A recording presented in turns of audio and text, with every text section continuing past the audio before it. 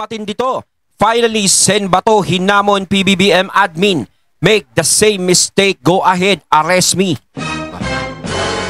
Hinamon na ni Bato. Ayan, syempre itong balitang ating matutunghayan ngayon ay nagmula kay Malacanang Watch 2024. At ito po ang inyong lingkod na si BT na magbibigay ng reaksyon at komento dito sa video na ating matutunghayan ngayon. At huwag na natin pagtagalin at sabay-sabay na natin panoorin ang laman ng video na hatid sa atin ni Malacanang Watch 2024 at bibigyan natin ng reaksyon ang balitang ito.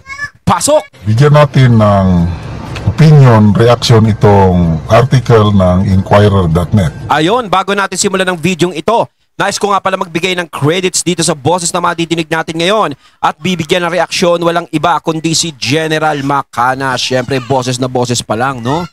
Siyempre, supportahan natin ang The General's Viewpoint ni General Macanas. Mga katunay, siyempre, subaybayan natin yan para maging updated po tayo sa mga vlogs na inilalabas ni General Macanas. Ipagpatuloy natin. Tungkol ito sa napapabalita na si Senator Bato de la Rosa nakahanda ang administrasyong ito na arestuhin siya once na mag-request ang ICC tungkol nito. Ayon, dito sinabi ni General Macanas na nakahanda ang administrasyon na arestuhin si Senator Bato. No, kung sakasakali kasi nga sinabi dati, yung mga naging kasabwat daw doon sa war on drugs ni PRRD ay kailangang managot. Ganun naman talaga ang panahon ngayon eh. Gumawa ka ng tama, ikaw ang mali. Gumawa ka ng mali, ikaw ang tama. Diba? Kaya kawawa naman yung mga gumagawa ng tama. Kaya hindi umaasenso ang bansa natin kasi wala nang nangangahas gumawa ng tama. Mas ano daw mas pabor kapag mali ginagawa mo. Title ng article, De La Rosa dares Palas to arrest him. Go ahead, repeat your mistake. Sige, arrestuhin niyo ako. Nagkamali na nga kayo. Sige, ulitin niyo yung pagkakamali. Ganon. Former top captain lawmaker Senator Bato de la Rosa. Grabe naman kung pati si Senator Bato aarestuhin pa. Parang sobra naman na diba? Sobra-sobra naman. Kumbaga, ang mga tao kumbaga dismayado na Inis na, di ba? Hindi pa makaget over kay PRRD tapos susundan pa ni Senator Bato. Eh di lalong ang mga tao niyan magsisiklab lalong maiinis. Kumbaga kasi alam nyo sa kung tutuusin, sa ginagawa nyong aksyon, yan, sa pag-aresto sa mga kasama ni PRRD, di ba? Hindi yan ang nagiging magandang bunga. Hindi nagiging magandang bunga yan sa mga political career ninyo. Bagkos, hindi maganda yung nagiging resulta. Hindi pa ba kayo nadala? Diba? Yung nangyari. Diba? Yung kay PRRD. Kita nyo nung midterm election. Halos. Diba? Halos. Diba? Halos. Diba? Walang nangyari. Ngayong 12-0 hindi natupad. Diba? Tapos meron pang dalawang bumaliktad. Lumipat kay VP Sara. Diba? Hindi maganda yung nagiging resulta. Sana pinapakiramdaman nyo muna yung sarili nyo. Dapat mas nilalapit nyo yung nilalapit nyo yung mga sarili nyo sa tao. Hindi dapat nilalayo yung sarili nyo sa tao. Kasi kayo yung gumagawa ng paraan para lumayo kayo sa tao. Para ang mga tao lumayo din ang loob sa inyo. Diba? Paano kayo pagkakatiwalaan? Diba? Paano kayo ihahalal kung sakaling tatakbo kayo? Paano ihahalal yung mga i-endorse nyo kung ganyan? Diba? Sana yun lang naging basihan yun Diba? Ngayon kung si Senator Bato is aarestuhin, sure ba kayo na hindi lalong aalma yung mga taong sumusuporta kay PRRD at sa mga Duterte? Diba? Sa dear President Bongbong Marcos Jr. administration to commit the same mistake again by surrendering a Filipino citizen to the International Criminal Court. De La Rosa is speaking to reporters in a PON FATS interview on Thursday made the remark after Executive Secretary Lucas Bersamin opened up about the matter, detailing that the senator would receive the same treatment as Duterte, who was arrested by Philippine police in March for alleged crimes against humanity. Ito, ang statement ni Bato, if they want to commit the same mistake again, then go ahead. They can do that if they want to make another mistake. What they did to Duterte was a huge mistake. And Tama. if they are willing to make the same mistake again, then they can do the same, De La Rosa said. Tama. Malaking pagkakamali talaga yung nangyari kay PRRD. Kitang-kita naman yung pagkakamaling yun, hindi naging maganda yung resulta. Di ba? The senator contends that the sudden talks surrounding the ICC and the potential arrest warrants against him are merely an attempt to bury the issues hounding First Lady Lesa Araneta Marcos and her alleged link to the death of Juan Paulo Tantoco. Pantabo, no? Diversionary issue pala ito, according to Senator, para may ibang mapag-usapan, para makalimutan na yung coke overdose issue. So parang sinasabi dito na gumagawa ng issue na bago para may pagtakpan na isang issue. Ako yung pag-usapan niyang issue na yan dito yung tungkol sa mga ganyan-ganyan kayo ng toko Bahala sila dyan, personal nila yan. Pero syempre, kung ganito naman talaga na para may pagtakpan lang, di ba? Bubuhayin niyang kay Senator Bato. Malaking mali yun. Parang gumagawa na naman kasi sila. Gaya na nga sinabi ko kanina, parang gumagawa sila ng paraan para lumayo talaga yung mga tao sa kanila. Kaya huwag nyo sisihin kung bakit nagkakaganyan ang mga surveys nyo, kung bakit marami nagagalit sa inyo, kung bakit marami naiinis, kung bakit lalong maraming kumakapit sa mga Duterte dahil sa ginagawa ninyo. Ay nako, ito sabi ni Bato, Senator Bato, they often do that.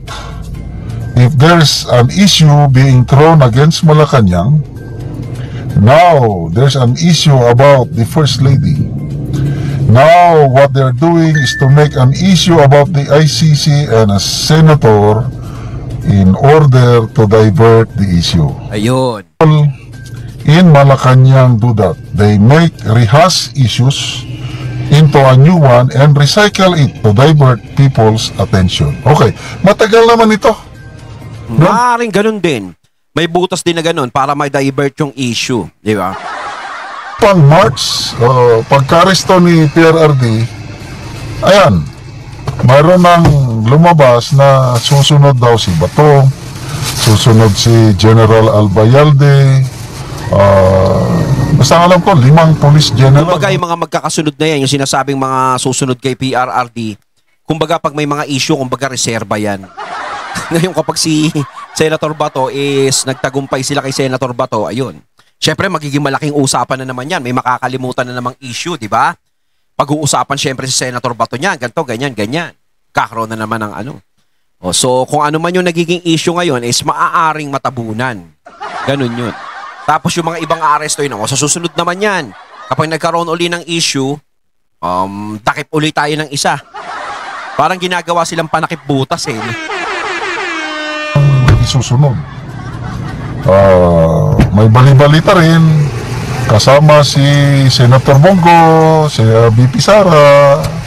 Ayun, matagal na yun. O yan, ano ba kinalaman ni Bongo sa sa war on drugs? Ano rin kinalaman ni BP Sara sa war on drugs?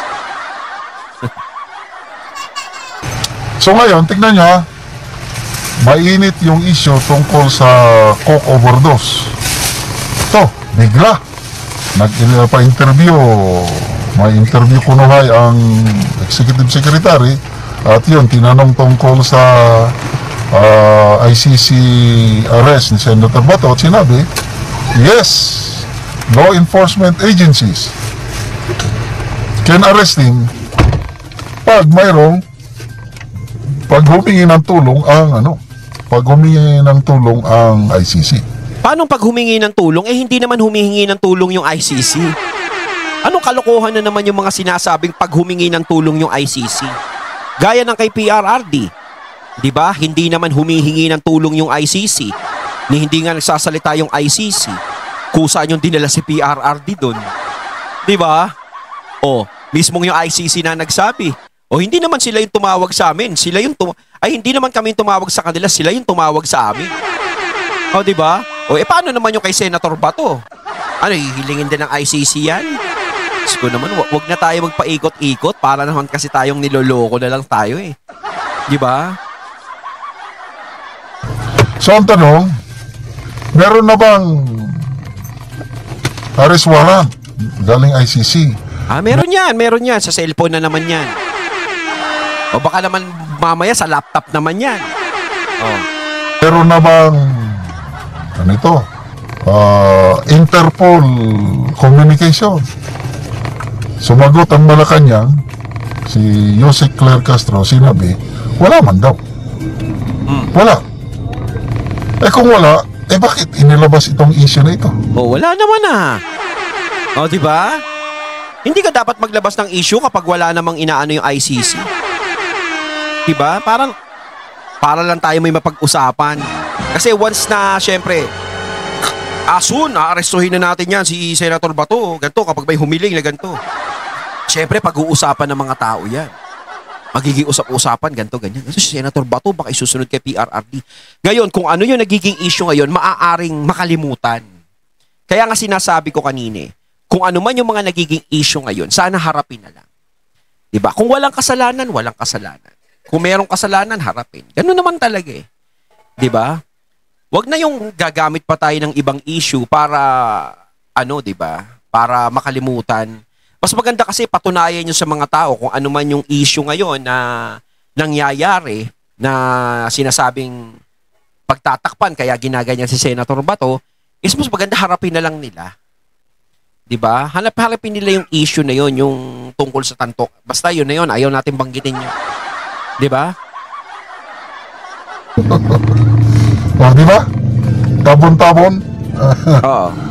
Tabon-tabon para hindi mapag-usapan. Ano pa? Okay.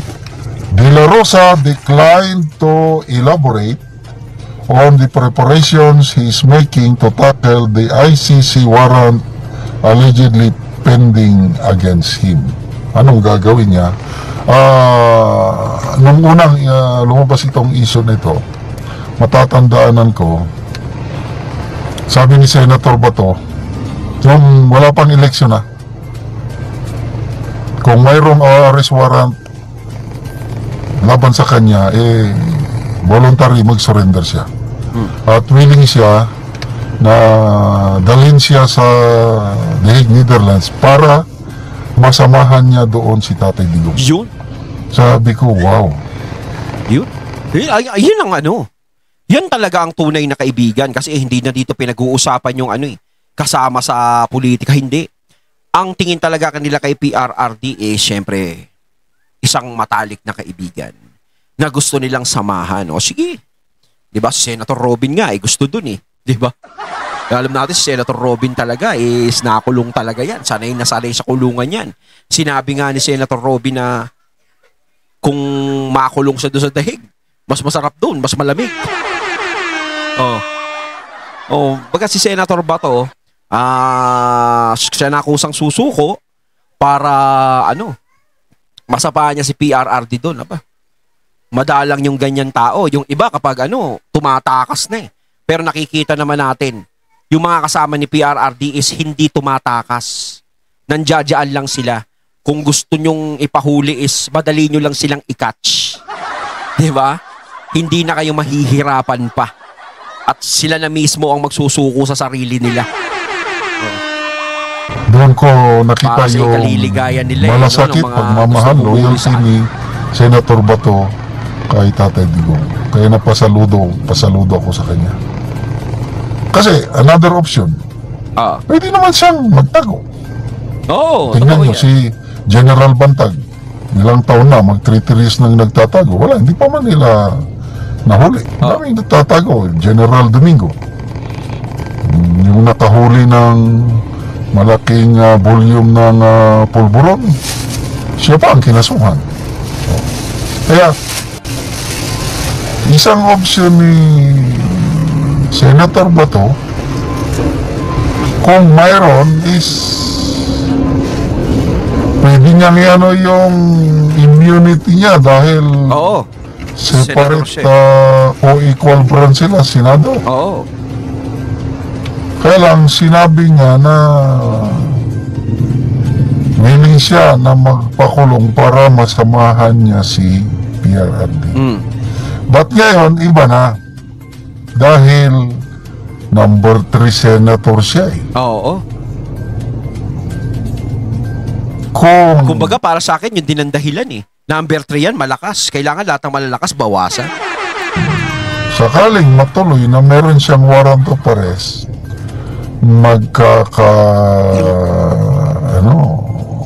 hindi naman yung gulo as in, madadagdagan Kakaroon ng problema. Political instability sa bansa. Kung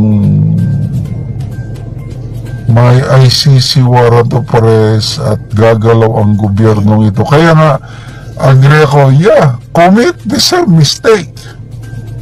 At saka parang ang iisipin ng tao niyan, talagang political talaga. Kumbaga parang binabawasan, tinatapyasan lahat ng malalakas, 'di ba? Sa mga Duterte. Ganun, parang wala na tayong ibang dapat isipin eh. 'Di ba? Bukod dun sa maaring may pinagtatakpan o para humina yung kaha ng mga Duterte. Yung dalawang yun ang magiging magiging pwedeng dahilan eh. Wala na tayong ibang maisip eh. Hindi naman natin pwedeng sabihin na tungkol dun sa war on drugs ni PRRD. Para sa akin talaga, para sa akin, walang kinalaman, kumbaga walang kinalaman. Ayos lang para sa akin yung nangyari na yun. Kasi, di ba, nakita naman natin, naging maayos talaga yung bansa natin nung panahon ni PRRD. Kumpara naman sa mga ibang administrasyon na dumaan. Ang taong bayan, nakakarami talagang galit na nga, lalo na kaming taga dito sa Mindanao. Galit na yung mga tao, lalo pang ginagalit. Minsan nangyari kay PRRD, tapos dadagdagan pa. Aarestuhin na naman si Bato. I don't know anong mangyari. Kaming mga taga Mindanao and some parts of Visayas. So, baka sa 2028, kahit isa, wala nang bumoto sa mga yan. Laban lang, Senator Bato. Maraming tao, yung 25 million na bumoto sa iyo. Yes. Nasa likod mo kami. Ayun, at ating natunghayan ng video na nagmula kay Malacanang Watch 2024. At syempre natunghayan natin ang boses na yun na binigyan natin ng reaksyon na nagmula kay General Macanas. Kayo mga katunay, anong masasabi nyo tungkol dito? Comment lang po kayo sa comment box. So once again, I'm BT and I'm out. Peace.